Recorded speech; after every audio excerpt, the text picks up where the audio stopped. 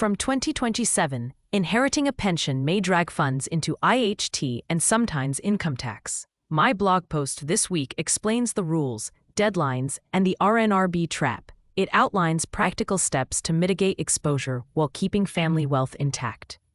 For years, inheriting a pension was seen as a tidy way to cascade wealth without tripping the inheritance tax wire.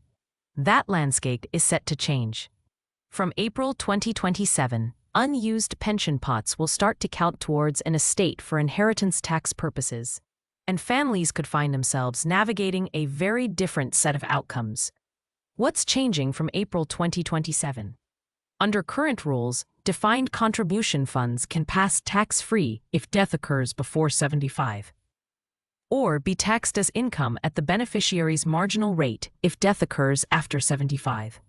From 2027, the principle shifts. The value of most defined contribution pensions and lump sum death benefits from defined benefit schemes will be pulled into the IHT calculation.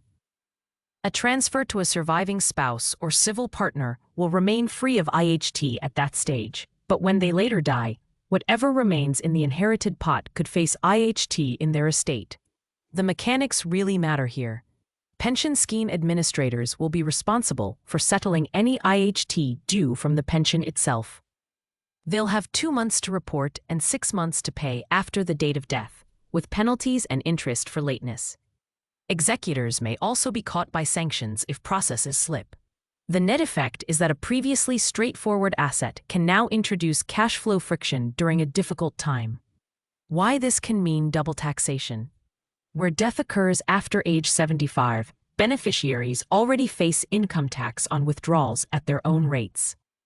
Add the new IHT inclusion, and a pot could suffer IHT on its value, and then income tax when money is drawn.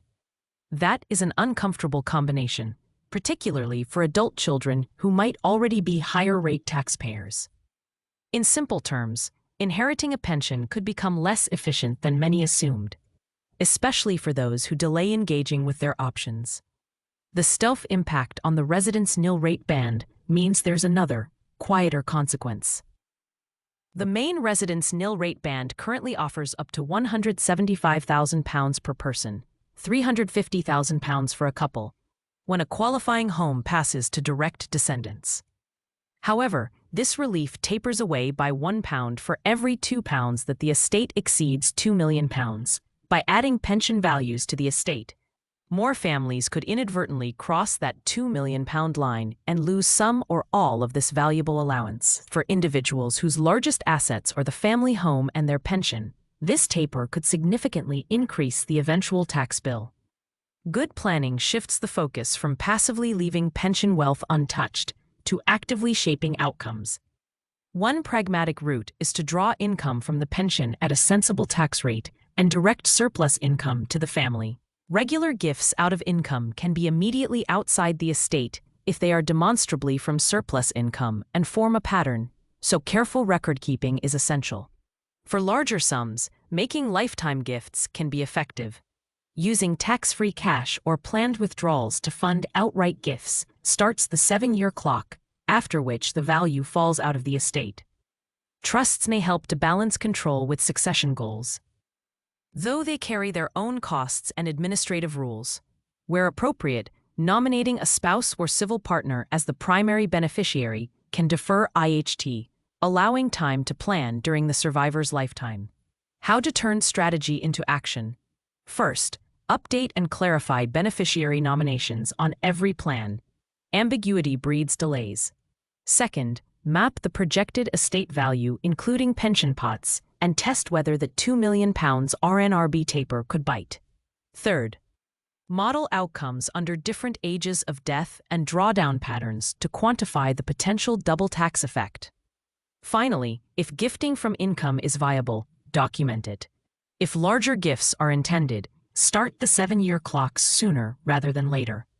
Financial planning is ultimately about control, not guesswork. The 2027 rules make it clear that the old pension as an inheritance tax shelter mindset is fading. With timely advice and a willingness to act, families can still keep more of what they have built and ensure that inheriting a pension remains a help, not a hindrance. The bottom line is simple. The rules are tightening, but foresight works. By revisiting nominations, managing withdrawals, considering strategic gifts, and evaluating insurance, people can meaningfully improve outcomes. In that sense, inheriting a pension need not be a taxing experience, provided the planning starts now. If anything I've written in my blog post resonates with you, and you'd like to discover more of my thoughts about inheriting a pension and how to minimize inheritance tax, and in some cases income tax, then do feel free to call me on 07434 287603, and let's see how I can help you.